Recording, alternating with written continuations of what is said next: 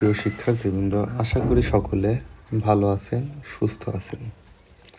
আমাদের আজকের পর্বে শুরু করতে যাচ্ছি লেখচিত্র। লেখচিত্র গতি অধ্যায়ের অত্যন্ত গুরুত্বপূর্ণ একটি টপিকস। এই লেখচিত্র অংশ হতে আমাদের বিভিন্ন ধরনের সিকিউ এসে থাকে। তো আসুন দেখে নিই লেখচিত্রটি আমরা কিভাবে বুঝতে পারব। সাধারণত গতি ও স্থিতি এই অধ্যায়ের লেখচিত্রসমূহ আমরা 4টি লেখচিত্রের মাধ্যমে সম্পূর্ণটি করার চেষ্টা করব। আমাদের এখানে আমরা প্রথমে দেখতে পাচ্ছি লেখচিত্র স্থির অবস্থানের ক্ষেত্রে আমরা 4টি অবস্থান মনে রাখব। একটি হচ্ছে স্থির অবস্থান। যখন এক্স অক্ষ এবং ওয়াই অক্ষর মাঝামাঝি এই যে সমান সরলরেখা বরাবর একটি চিহ্ন থাকবে, তখন সেটা আমরা বুঝে নেব বস্তুটি স্থির আছে বা স্থিরভাবে বস্তুটির বেগ অথবা ত্বরণ বৃদ্ধি বা হ্রাস পাচ্ছে। চিন্তার কোনো কারণ নেই, কারণ আমরা নিচে এটা ডিটেলসে ভালোভাবে দেখব। এখানে এই যে এটি সরলরেখা বরাবর উপরের দিকে এক্স অক্ষের উপরের দিকে এভাবে বৃদ্ধি পেতে থাকলে সেটাকে আমরা বলবো সমভাবে বৃদ্ধি পাচ্ছে। যখন এটা বক্ররেখা বরাবর বৃদ্ধি পেতে থাকবে, বক্ররেখা বরাবর বৃদ্ধি পেতে থাকবে, তখন আমরা বুঝতে পারবো এটা অসম হারে বৃদ্ধি পাবে। এরপরে যখন ওয়াই অক্ষ বরাবর এটা নিচের দিকে নামতে থাকবে, ওয়াই অক্ষ বরাবর আমরা উপরেরটা দেখেছি, এক্স অক্ষ বরাবর উপরের দিকে উঠতেছে, তাহলে সেটা হচ্ছে সমভাবে বৃদ্ধি নির্দেশ করে। এবং যদি ওয়াই অক্ষ বরাবর নিচের দিকে হ্রাস পেতে থাকে তাহলে সেটা সমভাবে হ্রাস পাবে। এখন কিসের সাপেক্ষে হ্রাস পাবে, কিভাবে হ্রাস পাবে, এটা আমরা নিচে দেখব। আমরা ওয়াই অক্ষ বরাবর সরণ এবং এক্স অক্ষ বরাবর সময় দিয়েছি। আমরা লেখচিত্রের পূর্বে দেখে এসেছি যে যদি এখানে লেখচিত্রটি এক্স অক্ষের সাথে সমান্তরালে থাকে তাহলে সেটা স্থির অবস্থান নির্দেশ করে। তো এখানে যদি আমরা ঢাল দেখি তাহলে দেখতে পাই ঢালের অনুসারে আমরা দেখেছিলাম এখানে ঢাল হবে ওয়াই অক্ষ ভাগ এক্স অক্ষ। এখানে ওয়াই অক্ষে যেহেতু সরণ প্লট করছি, তো আমরা সরণ লিখতে পারি এবং এই এক্স অক্ষে সময়, তো এখানে নিচে সময়। তাহলে এই ঢাল নির্দেশ করে এই রাশিমালাটি এবং নির্দেশ করে এই ঢাল বেগ। অর্থাৎ এখানে যেই আমরা লেখচিত্রটি দেখতে পাচ্ছি সেটা হচ্ছে স্থির অবস্থায় বেগ, অর্থাৎ এখানে সময়ের সাথে সাথে সরণের কোনো হ্রাস বৃদ্ধি বা পরিবর্তন হবে না। এখন আমরা দ্বিতীয় লেখচিত্রটি যদি দেখি সমবেগের ক্ষেত্রে, তাহলে আমরা পূর্বের মতোই যেহেতু আমরা বেগের লেখচিত্র দেখব, সেহেতু আমরা এক্স অক্ষ বরাবর সময় এবং ওয়াই অক্ষ বরাবর সরণ এস দিয়ে নিলাম। এখন আমরা যদি এখানে আনুমানিক সময় 2 সেকেন্ড 4 6 8 সেখানে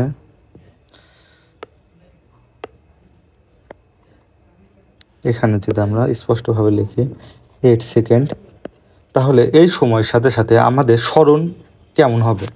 তাহলে এখানে আমরা ধরে নিই সরণ বৃদ্ধি পাচ্ছে সমানুপাতিক হারে। 20 মিটার, অর্থাৎ 20 মিটার দূরত্ব অতিক্রম করে সে 10 মিটার দূরত্ব অতিক্রম করে 2 সেকেন্ড সময়ে, 20 মিটার দূরত্ব অতিক্রম করে 4 সেকেন্ড সময়ে, 6 সেকেন্ড সময়ে সে 30 মিটার দূরত্ব অতিক্রম করে, 8 সেকেন্ড সময়ে আমরা ধরি 40 মিটার দূরত্ব অতিক্রম করে। তাহলে আমরা এই উদাহরণের সাহায্যে দেখতে পাই এটার ঢাল, এই ঢাল নির্দেশ করবে বেগ, যেটা আমরা এখানে দেখিয়েছি। তো আবার আমি ঢালটি লিখব না, ডিরেক্ট বেগ লিখে দেব। তাহলে আমরা দেখি এখানে বেগের রাশিমালাটি হবে সরণ ভাগ সময়। এখন আমাদের লক্ষ্য করার বিষয় বস্তুটি সমবেগে চলছে কিনা, এটা আমরা মান দ্বারা দেখব। আপনাদেরকে আমি আগেই বলেছি যে এখানে সেটি সমবেগে যাচ্ছে কি না সেটা আমরা বুঝতে পারবো এই যে এই দাগ, অর্থাৎ এটি এক্স অক্ষ এবং ওয়াই অক্ষের মাঝামাঝি সরলরেখা বরাবর উঠে যাবে, একটি সরলরেখা বরাবর উঠে যাবে। অর্থাৎ এই রেখা দ্বারা বোঝাচ্ছে সময়ের সাথে দূরত্বের বৃদ্ধি ঘটবে অথবা হ্রাস ঘটবে।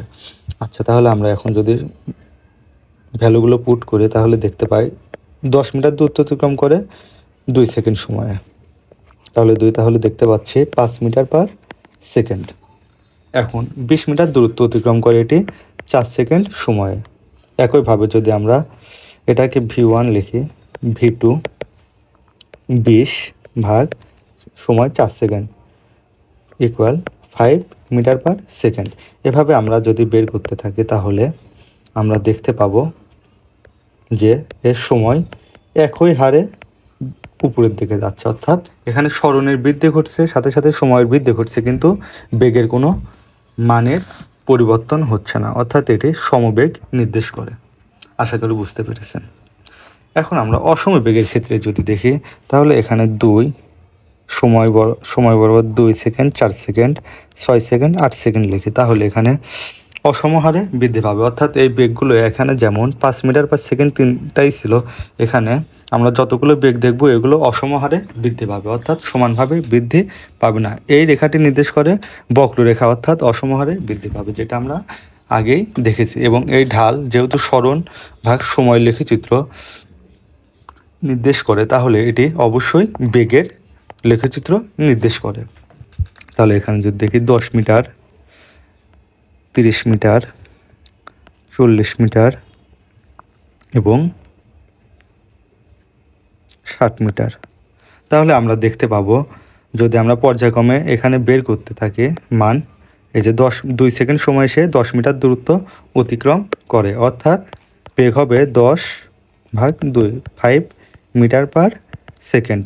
একইভাবে সে 30 মিটার দূরত্ব অতিক্রম করে 4 সেকেন্ড সময়, তাহলে এখানে বেগ হবে 30 ভাগ 4, অর্থাৎ 7 পয়েন্ট সামথিং। তাহলে এখানে আমরা বুঝতেই পারছি বেগ সমান নয়, অর্থাৎ বৃদ্ধি পাচ্ছে পর্যায়ক্রমে, এর জন্য এটি অসমবেগ নির্দেশ করে। একইভাবে আমরা এখানে দেখতে পাচ্ছি, আমরা পূর্বেই বলেছি যে যদি এই সরল রেখাটি ওয়াই অক্ষ থেকে এক্স অক্ষের দিকে নিচের দিকে নির্দেশ করে, এভাবে নিচের দিকে নির্দেশ করে, তাহলে সেটা অবশ্যই হ্রাস নির্দেশ করে। এখন কি হ্রাস? যদি এখানে সরণ লিখে দিই আমরা, তাহলে সেটা অবশ্যই বেগের রাশিমালা নির্দেশ করবে, অর্থাৎ সময়ের সাথে সাথে দূরত্ব যতই বাড়বে ততই এর বেগ হ্রাস পাবে। যেমন আমরা একটি উদাহরণের সাহায্যে দেখে নিতে পারি। এখানে 2 সেকেন্ড, 4, 6, 8, এখানে যেমন দূরত্বের সাথে বেগের হ্রাস পাবে।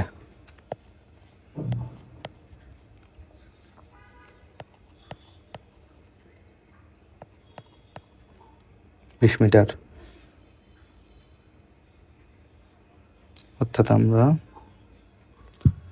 এখান থেকে যদি আমরা দেখি তাহলে এটা অবশ্যই বেগ হ্রাস নির্দেশ করবে। যেমন 40 ভাগ 2, প্রথমে থাকবে 20 মিটার পার সেকেন্ড, এরপরে ধীরে ধীরে হ্রাস পাবে। যেমন দ্বিতীয়টা যদি আমরা দেখি তাহলে 30 ভাগ 4, অর্থাৎ 7 পয়েন্ট, দেখুন আপনারা ডিফারেন্সটা কতটুকু, 20 থেকে সে 7.2-এ নেমে এসেছে, অর্থাৎ এখানে বেগ ক্রমান্বয়ে হ্রাস পাচ্ছে। তাহলে একইভাবে যদি আমরা এটাই ত্বরণের লেখচিত্র অঙ্কন করতাম, সব কিছু সেম হইতো, শুধুমাত্র এখানে আমরা যেহেতু জানি যে ত্বরণের ক্ষেত্রে বেগ ভাগ সময়, অর্থাৎ সময়ের সাথে বেগের হ্রাস বৃদ্ধির ঘটনাকে ত্বরণ বা মন্দন বলে। যদি বৃদ্ধি ঘটে তাহলে সেটা হবে ত্বরণ, আর যদি হ্রাস ঘটে সেটা হবে মন্দন। তাহলে এখানে সময় এক্স অক্ষ বরাবর সময় থাকবে এবং এখানে বেগ, অর্থাৎ এই লেখচিত্রটির ঢাল কি নির্দেশ করে আমরা এখন সেটা দেখব।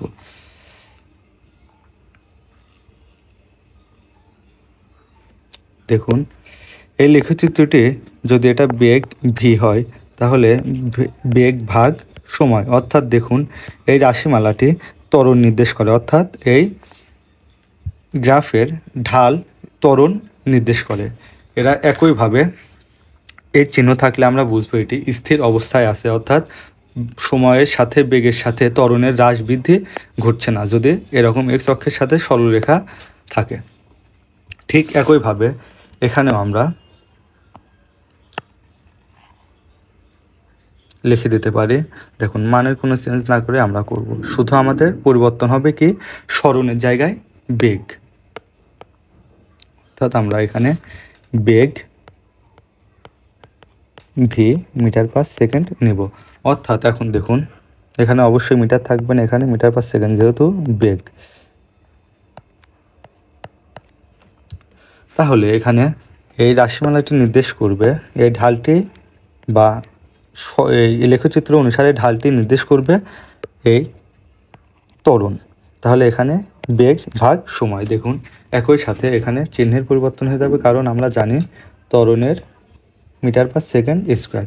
ঠিক একইভাবে আমরা একই মান দ্বারা আপনাদেরকে বুঝিয়ে দিলাম যেভাবে ত্বরণের বৃদ্ধি হতে পারে। আমাদের তেমন কিছুই করতে হবে না, শুধুমাত্র এখানে দেখুন রাশিমালা চেঞ্জ হয়ে যাবে এবং একক চেঞ্জ হয়ে যাবে। ঠিক একইভাবে এখানেও যদি আমরা করি তাহলে অসম হারে ত্বরণ বৃদ্ধি পাবে, শুধু এখানে বেগ নিয়ে নিতে হবে আর এখানে সময় থাকবে। আবার একইভাবে আপনারা খুব সুন্দরভাবে লক্ষ্য করবেন এটা, দেখুন এখানে যদি আমরা বেগ লিখি, y অক্ষ বরাবর বেগ রাখি, বেগ, তাহলে দেখুন তো এখানে যদি হ্রাস পায়, ধীরে ধীরে হ্রাস পায়, তাহলে এই রাশিমালাকে আমরা অবশ্যই ত্বরণের লিখব। দেখুন এখানে হবে বেগ, তাহলে এর ঢাল নির্দেশ করবে অবশ্যই ত্বরণ। যেহেতু হ্রাস পাবে সেহেতু আমরা বলতে পারি এটাকে বেগ হ্রাস না বলে এখানে আমরা বলতে পারি মন্দন। কারণ কেন, ত্বরণের হ্রাস পেলে সেটাকে আমরা কি বলি মন্দন, অর্থাৎ এটি মন্দন।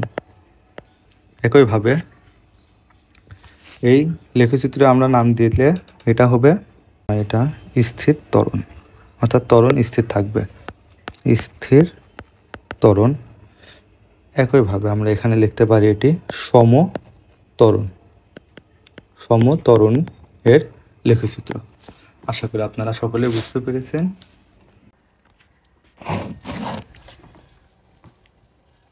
দেখুন আমরা এখানে একটি লেখচিত্র রেখেছি, এই লেখচিত্র আমরা পূর্বেরগুলো বুঝতে পারলে এই লেখচিত্রটি সহজেই করতে পারবো।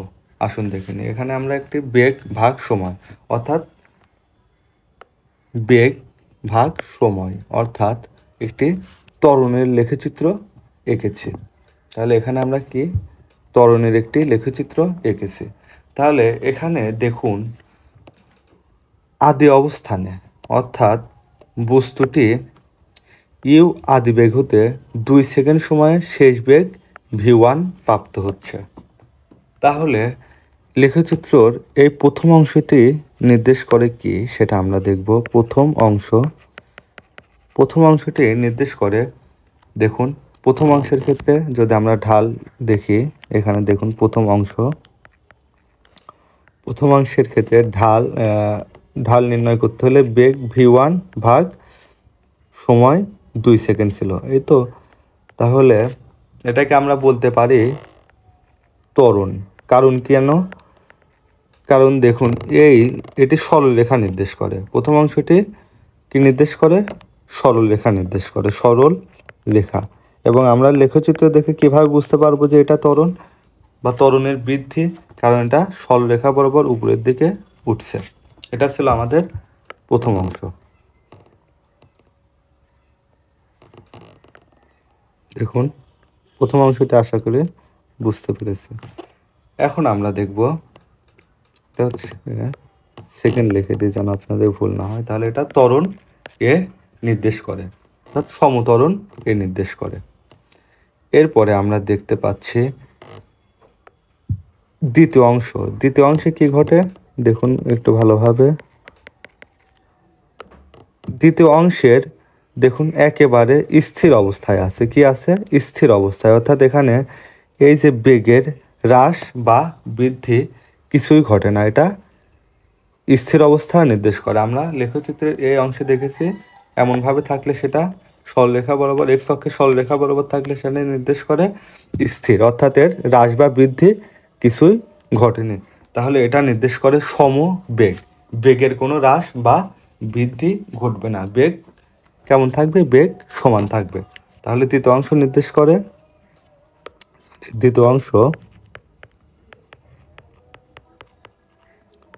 করে সমবেগ। দ্বিতীয় অংশ কি নির্দেশ করে, সমবেগ। কারণ এখানে দেখুন সময়েরও কোনো পরিবর্তন হচ্ছে না বা বেগেরও, এই লেখচিত্রের মাধ্যমে সরলরেখা বরাবর আমরা বুঝতে পারছি এখানে বেগের কোনো হ্রাস বা বৃদ্ধি ঘটে না। এখন আসুন তৃতীয় অংশে। তৃতীয় অংশে আমরা দেখতে পাচ্ছি যে বস্তুটির বেগ নিচের দিকে, অর্থাৎ ওয়াই অক্ষ থেকে নিচের দিকে আসছে, এখানে নিচের দিকে আসছে।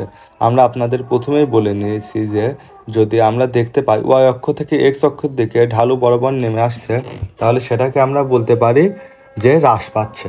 তাহলে এখানে দেখুন তো বেগ ভি হ্রাস পাচ্ছে এই যে 4 সেকেন্ড সময়ে। তাহলে এটা এই তৃতীয় অংশটি নির্দেশ করে সমমন্দন। কারণ কেন, এটা হচ্ছে হ্রাস পাচ্ছে। তৃতীয় অংশ নির্দেশ করে সমমন্দন, কারণ এখানে লেখচিত্রের মাধ্যমে আমরা বুঝতে পারছি যে এটা হ্রাস পাচ্ছে। তাহলে আমরা একটু ভালোভাবে লিখি বিষয়টা। দেখুন, প্রথম অংশ নির্দেশ করে সমত্বরণ, কারণ বেগ বৃদ্ধি পাচ্ছে, সমত্বরণ। দ্বিতীয় অংশ নির্দেশ করে সমবেগ, কারণ বেগের হ্রাস বা বৃদ্ধি ঘটে না, এটা বেগে আছে। দেখুন এখানে ত্বরণের রাশিমালা হচ্ছে না, কারণ এটা শূন্য অবস্থায় আছে, এজন্য এটাকে আমরা সমবেগ বলছি। যখন আবার সময়ের সাথে সাথে তৃতীয় অংশে হ্রাস পেয়েছে, তখন আমরা এটাকে বলতেছি সমমন্দন।